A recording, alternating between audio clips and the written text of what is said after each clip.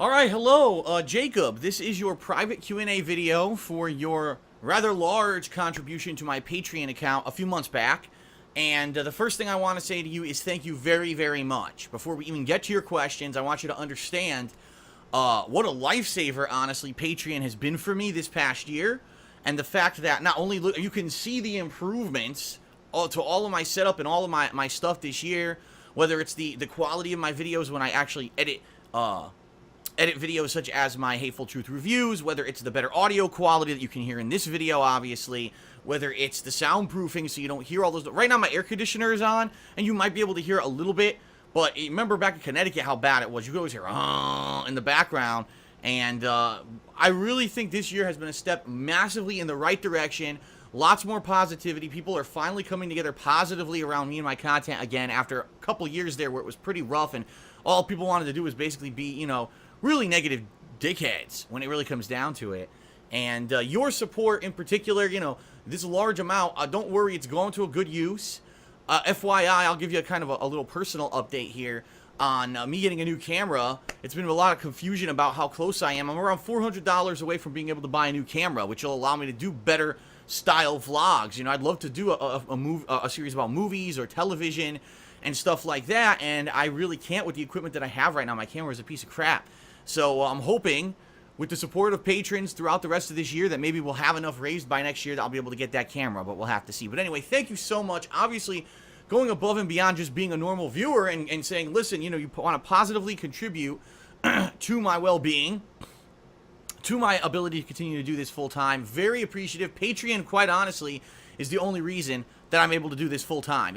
This year, if I didn't have Patreon, FYI, I would not be doing this full-time. I wouldn't have been able to pay my 2 mortgages and do all the things, you know, pay all the debt that I have incurred from the move across the country. I wouldn't have. And so Patreon has really been a lifesaver, and it's definitely working out well so far. I have no complaints. So thank you very much for your support. Now let's get to your questions. I see that you're talking a little bit about fighting games here, which is pretty cool. First question you say is, as a person who's just now trying to break into fighting games, mainly in anticipation of Street Fighter V, what would be some of the best advice that I can offer a complete beginner? It says you already ordered a fight stick, the same one that I have. Oh, okay.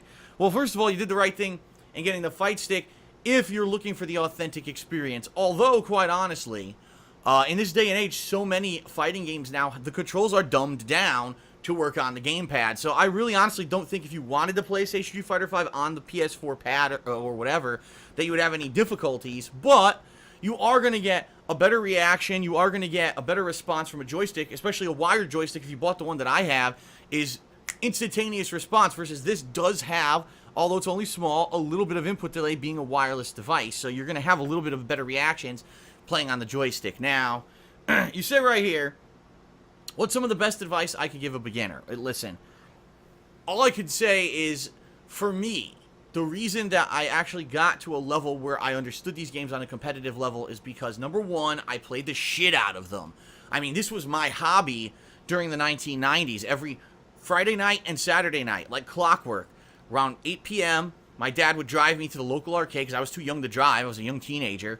Would go into the arcade. There'd be a plethora of people there playing a variety of fighting games, and I would play them and have fun and try different ones. And really, it's learning a fighting game is like a combination of a few factors. Number one, it's your hand-eye coordination. You have to be able to react to what's happening on screen. A lot of games today can really be kind of mindless when it comes to what they are. If anything, fighting games might be the most reactionary. Like, you need a jerk reaction to something that's going on screen. So playing a fighting game and just getting used to that. Oh, he jumped. I'm ready for that anti-air, you know, dragon punch. You gotta be ready, because there's a lot of things in fighting games, missed opportunities of people who don't have that kind of reactionary time, and so they do what's called safe. They do the safer alternative. Instead of doing the anti-air dragon punch that will do a ton of damage, they do a crouching heavy punch, which still works, but does way less damage, but it makes the match a longer match and not an easy win, because you're doing the easy way out rather than the harder, more hand-eye coordination required reaction. So, play. Get used to really fast reactions to things. Number two, you got to play the game, and whatever game you want to play, if it is Street Fighter V, you've got to play with every character. And a lot of people won't say that. They'll say just play with one character and master that character. No. in my experience, if you want to get good at a fighting game, you have to be able to play with every character. Not at a top competitive level, but you at least need to have a basic understanding of what a character is capable of doing. And if you've never played with that character, how would you know? Right? There's going to be a lot of new characters in Street Fighter V that we've never seen before, and unless you can play with them and test out their special moves and see what the properties of their moves are, and you know what everything looks like, how can you react? How can you have that hand-eye coordination to react when you don't know what's happening? There's a lot of these characters that have been coming out in new games, and if they're not a classic character, you don't know. Like, everyone knows Guile has a sonic boom and a flash kick. But what about a new character? You know, is this projectile? What are the properties? Does he have a good anti-air? You won't know any of that until you play with every character. That's actually how I got good at fighting games, was testing every character. Even though, admittedly, for example, Street Fighter 2, the game that I originally was playing and got competitive at, there were characters that I hated in that game. I really disliked characters like Dalsim at first. I didn't really like M. Bison at first. Even Vega, and that's kind of funny because Vega ended up being one of my main characters that I played in tournaments, but Vega was one of the characters that I detested at first. But then once I played with every character and I learned their strategies, I was like, okay, this character's a quicker fighting style, that's more my style. This character may be a little bit more defensive, that's really not my style. I'm a more offensive player. So that's kind of what I did, and that's the best recommendation I can have for you. Play every character of whatever game you want to learn, because that's how you learn, gee, what characters, what is my fighting style? Does this, you know, you'll learn what every move looks like, and you'll be able to react to it rather than just guessing, oh, gee, I'm fighting a character I never saw before. I have no idea what they're going to do. So I'll just pray for the best, right? Excuse me. The other thing, when you're a beginner, okay, do not get discouraged. I've said this a million times over the years. I'll say it again. You've got to learn how to be a good loser before you can become a winner. And what I mean by that is you're going to lose a lot, especially if you are a true beginner and you're just trying to learn the fundamentals of the game. You're going to lose, you're going to lose, you're going to lose, you're going to lose. But it's okay, because especially these games now, they're all online play. It doesn't mean anything, right? So the goal, your goal should be for every match that you play, not necessarily to win. Of course, that is your ultimate goal, to win every match, but not necessarily just to win, but what did you learn during that match? I learned that this move beats this move. I learned that this is faster than this, and so I should use this in this situation. I learned that this guy will probably have a good setup for a throw in this situation because he used it on me 4 times in that round, so now I should try to find a way out of that. That should be your goal when you're playing a fighting game. Learn something from every match. There's so many people, especially with Street Fighter 4. Here was their easy way out. I found a character that has some kind of an overpowered or abusable strategy. I play the shit out of that character, and I only use that strategy, and that's it. And that's not the way to approach it if you actually want to be truly good at a game. Because what happens then is you only know that character, that situation. Now, what happens if someone comes out of nowhere with a character that people thought was shitty? This is what happened I remember a couple years, I'm trying to remember what year it was. It might have been like 2010 or 2011. One of the Evos, Justin Wong, was the favorite to win the tournament. He lost to Gamerby, a guy who played with, of all characters, Adon. Why did he lose? It's very simple. Because Justin Wong is one of those players. Yes, he is good at the game and he can play with any character, but he focuses only on a couple players or a couple characters. So because he did that, he only knew the matchups for certain characters, and he's like, oh, Adon, no one ever plays Adon, and he got his ass whooped by an Adon player because he didn't know what the fuck was going on. That's not the goal you should have. Ultimately, you should be playing a wide cast of characters. You should understand the strategies of every character so that you have that knowledge. And that's the problem with them. It's so easy mode, right? These players want to get, oh, I want to just real quick find an abusable strategy, get 100 wins in a row, record it all, put it on YouTube and on live stream, and I'll become internet famous. And that's not the mentality to have. It's not. It's to get as much knowledge about the game as possible, to enjoy yourself, and to learn. Not the, oh, instant wins. That's what so many people fall into the trap of these days. All right, number 2, your question is, how do you get good at how did I get good at fighting games, excuse me, and how long did it take me? Well, what you got to realize is what I just told you. This was my hobby when I was growing up. So we're talking when I was as young as maybe like 13 years old. Street Fighter 2 came out in 1991, or no, it was 91 in American arcades. So I was 9, so I was just hitting 10, 11 years old when it was getting like very popular. And that's when I started going. Of course, I didn't really get good or competitive at them for a few years later. The difference is, in my situation, it was much different. Because back then, no one was good at fighting games, right? Street Fighter 2 was the quintessential original game that started the fighting game craze. And it really created a genre of gaming. And so no one was good. We were all learning at the same pace and learning at the same level. And every week, we'd find a new abusable strategy. And then someone would find a way around it. So then we'd find another strategy and someone would find a way around it. And then finally, you hone in on a character or two that you really liked and try to find good strategies with them. For me, it was a few things. Number one, dedication. I was there every weekend, Friday and Saturday, for several hours every night playing. A lot of people didn't have that dedication. They go once a month and then expect to win, and then they get their asses handed to them by something new that we found out about the game that they didn't understand, and then they get all pissed off and frustrated, all right? Different today, obviously, because all the games are on consoles. You have the ability to play these games. You can play online at your leisure whenever you have the free time, so there's a huge advantage there. So in that regard, yeah, you're going to actually have an advantage over what I had. For me, I would say it probably took me all the way from those early days. Probably I wasn't good at a competitive level, meaning I could actually perform in like a tournament level probably until the late 90s, I would say. So you're talking a span of, you know, starting in 1991 when I was very young, the middle of the 90s when I was going to high school and stuff, and then finally I'd probably say around that high school year's time was when I wanted to go start attending tournaments, and that's really when I reached a level where I could actually win and beat people in tournament. So that's pretty wild when you think about it. Damn, I played that long before I was good. Yeah, but at the same time, understand, the games weren't at home. There were no accurate home console versions of fighting games. You had to go to the arcades, and I only got to go once or twice a week because I was busy. I had a job. I was going to school. I had all that stuff going on. I couldn't just go whenever I wanted. So, in a lot of ways, today, people have a massive advantage when they want to learn how to get good at a competitive fighting game. So, I would say, how did I get good? Repetition, dedication, not giving up. And like I said, when I played, always saying I want to learn something when I play a match versus I'm going to get so many people fall into this hole too. This is another good piece of advice. Oh, you lost 10 matches in a row. Fuck, shit. Get all pissed off. And then there's no reason to. Because, again, as long as you learn something from that match, it doesn't matter if you won or lost. That's the ultimate goal of playing a game at a competitive level, is to learn and to improve and get better. So many people, I must win every match, and if I don't win every match, then this is frustrating and I don't want to play anymore. Terrible attitude to have. Don't have that attitude, okay? Number 3. Have I ever considered doing live reactions to anime series, television shows, etc.? I assume what you mean by that, when you say live reactions, is that I'm actually like watching the show and I'm doing commentary over it. And the answer there is no. I mean, you can't. If I did that, if I had a show and I did commentary over it, I'd get copyright strikes up the ass. You can't show copyrighted content on YouTube, as you know. Even with the stuff that if you see that's supposed to be protected under fair use, like Let's Plays, people are still content ID matching and having all these issues. I would absolutely love to watch some classic movies that horror movies, and do commentary over them, funny, like Mystery Science Theater 3000 does, right? And they actually do that. It's called riff tracks, and what it is, people just record their voice, and they say, okay, start playing the movie now, and then you'll press play on the movie, and then the commentary, you're hearing from your computer or whatever while you're watching the movie. And so it's kind of like Mystery Science Theater 3000 without the movie. You have to get the movie yourself. I don't think anyone's going to go crazy for that, I'll be honest. I don't think that I'm going to make... If I were to put time and effort into doing it, it would be fun. But how many people realistically are going to go out and get, I don't know, Friday the 13th Part 1, the original movie, and then play it and sync it up with my dialogue for an hour and a half over this movie? I don't know.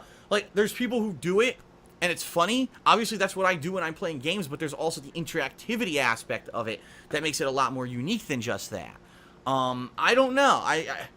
You can't. A lot of people have said, why don't I do that with E3? But Phil, everyone does it. Everyone streams the E3 streams, and then they do commentary over them. Well, I'm not everyone. You know exactly what would happen if I did that? 5,000 trolls would flag it and say, oh, it's copyrighted content, and try to get me taken off YouTube and whatever, and it's just not worth the hassle. So, I mean, yeah, do I think that I could be entertaining? Do I think that if I watch a movie or a television show or something and I could do commentary over it, that it would be entertaining? Yes. But there's no viable method to actually do so in this day and age without massive copyright issues. So, unfortunately, even though it's something that I would probably enjoy doing, it's not something that I would be able to do at this point, okay? Your final question, I believe, and then you have a statement after that. You say, I have a PS Vita, a PS TV box, and numerous Vita games, and you'd be happy to give them to me for free if it means that I would do some Vita title playthroughs. I know a lot of us that watch you play Persona 4 were interested in a PS Vita playthroughs. Well, first of all, thank you for the offer. FYI, and this might shock you, you are the third person this year who offered to give me a PS Vita TV, and say, can you do Vita playthroughs? You actually are the third person, all right? So thank you for the offer. At this point, I'm going to decline, and I'll tell you why. There's 2 reasons. Number 1, because in order to do it, I apparently need to use my HDCP bypass setup over there, which I used to do my PS3 as well. Would it be a big hassle? No, but that would mean unhooking and rehooking wires to that setup, and it is a hassle to get it working with stuff. My PS3 is actually on its last legs, barely working, which sucks because I know there's still a few games on there that people want to see me play, and I'm worried that if I keep fucking with the wires of the setup, that it's going to die. And I'll be honest, I don't have $300 to drop on another PS3 when I'm barely using this one as it is. So I'm kind of don't want to mess with the HDCP. That's part 1, is like I don't want to mess with the setup right now because it's hooked up, it's working, and I don't want to fuck with it. Number 2, I'll be honest here. Outside of Persona 4, what other PS Vita games would people want to see me play? Because that was the problem with the PS Vita, is that it was a game system that had the power of the PS3, and it literally had a ton of PS3 ports made from it, but no one really bought it. The people that bought it, used it, ended up using it for other things like syncing with their PS4. I myself have used my Vita, playing Bloodborne, syncing with the PS4 and grinding and stuff in Bloodborne. So it's like, what would I use it for? You know what I mean? Like, what would I, in all honesty, what games would I play? I can't even think of a game off the top of my head that people have asked me to play outside of Persona 4. And a lot of people were disappointed, and they were like, man, Phil, you should have played Persona 4 on the Vita. Fair enough if there was a little bit of extra content or whatever. Keep in mind, when I played that game, I had no idea if it was going to catch on. I had no idea if people were going to want to see me play a full playthrough. I had no idea if I was even going to like the game, because I knew nothing about it. Obviously, now, I'm kind of like, yeah, I loved it, so I wish that maybe I had played the Vita version, but at the same time, I don't really think I missed out on too much stuff by playing the PS2 version. But if there were, let's say all of a sudden a game came out for Vita that people really wanted me to play, then I would consider doing it. Just like with the 3DS, that's the whole reason I got the 3DS capture setup, because late last year I knew there were a few games coming out, high-profile 3DS games, that people wanted to see me play. And so I purposely spent the money. It was very expensive. It was like $500 in this case to get that 3DS setup. And I played the games and people really seemed to enjoy them, although the views, quite honestly, weren't very good on anything I did on the 3DS. And I think it's because Nintendo really isn't very popular anymore. I hate to say it. Only a small niche group, you know, love Nintendo, and they'll watch it, but that's not my viewer base. My viewer base is a different group of people. But anyway, I'm digressing here. If there were a reason for me to play PS Vita, if there were a game on it that people were dying to see me play, I would consider doing it. The fact of the matter is, outside of Persona 4, there's been no clamor whatsoever since the release of the Vita for me to play anything on Vita. And I own it. I bought it on purpose so that I could be playing these games and do reviews and tell people about the Vita, and there's been nothing worth playing on it. It was some of the games that people said were great. Gravity. Remember that one? What was it called? Gravity Shift? Gravity Drift? What the hell was it called? There was that game, whatever it was. Everyone said it was amazing on the Vita. I bought it, and I was like, I don't like this. I don't even like the game. I was like, it's not even very good. You know, and that was kind of the feeling I had with everything I played on Vita. I played Uncharted Golden Abyss. It was kind of meh. It was like a watered-down version of the PS3 game with bad controls. I played some RPG-style game. I played like 3 or 4 games on it, and not one of them really interested me. After playing them for a while, it was kind of like, this is nothing groundbreaking. All this is a watered-down PS3. Who would want this? And that's kind of the problem Sony had with the system, is they didn't market it properly. They didn't see if there was even a customer base out there that was looking for that powerful. Who's going to spend $300 to $400 on this, a handheld system, when you could buy the next-gen consoles for that price? It just makes no sense. There was no strategy there at all. They just wanted to throw something out there and hope people bought it, which didn't work. So in that regard, if anything changed, if there were a game, oh my god, I want to see Phil play this, then I would consider it. But at this point, you're the third person, like I said, that I've declined to getting a PS TV and all that stuff, because I just don't see the reason. I don't see the reason for me to bother getting all this equipment just to say, okay, now what do I do when I play a game and no one really cares? You know what I mean? I'm just saying. And then your final statement, I will read it. You said it's not a question, but thank you. As a veteran, I would watch your playthroughs while overseas in remote places, usually right before bed, and they always left me in a better mood. It's nice for those who have dangerous lives on the line jobs to relax with something fun and not stressful, like your playthroughs. Don't listen to the no-lives who berate you, because they continue to do nothing for society. And again, thanks so much. Happy to support you and hope that you and Leanna are both well. Well, first of all, thank you. What a nice message, right? What a heartfelt, nice, positive message. And thank you for your service. You are one of the major reasons that I'm able to do this. Because if this wasn't a secure country, right? If people could just do whatever the fuck they wanted, don't you think that people would allow? Do you think people would allow people like me to make money playing games on the internet? You know what I mean? So I'm very happy to live in the country that I do and be able to be free to do the kind of stuff that I like to do and make a living doing it. And being in the armed forces, you're one of the reasons why I'm able to do that. So thank you for your service. But it's good. It makes me feel good to know that not only do I get to do something that I enjoy for a living, but that it's positively contributing to other people's lives. And it's messages like yours that keep me doing what I'm doing. Even through the financial strain, through the fact that I get DDoS attacked, doxxed, fucking swatted, copyright claims against my channel, all the bullshit, that makes it worth it while. It really does, to see the kind of message. So thank you very much, Jacob, first of all, for your message. Thank you for your questions. I hope that you liked the answers. Thank you for, obviously, your pledge and your ongoing pledge. I do know you are ongoing pledgee, and I appreciate that. And I think we can only go up from here. I'm having fun this year, right? We're about to go more heavily into the hardcore gaming season. There's a lot more great AAA stuff coming out in the next few months. I don't know if you're watching any of my current playthroughs, but hopefully at least some of them are entertaining. If you didn't see either Until Dawn or Super Mario Maker, I strongly recommend you check out my stuff with that, because that stuff is, like, really good. Like, Until Dawn was amazingly fun. People are saying one of the best playthroughs I've ever done. And, of course, Mario Maker, I love Mario, so just fucking with that game is so much fun, playing other people's levels and stuff. But I digress. Thank you for your support. Awesome to be able to talk to you, and that's about it. I hope you enjoy your video. Feel free to share this video with anyone if you'd like. It's up to you. It's privately listed, meaning only you can see it if you have the link. But it's totally up to you if you want to share this with other people. Thank you for your support, and that's it. Peace out, Jacob.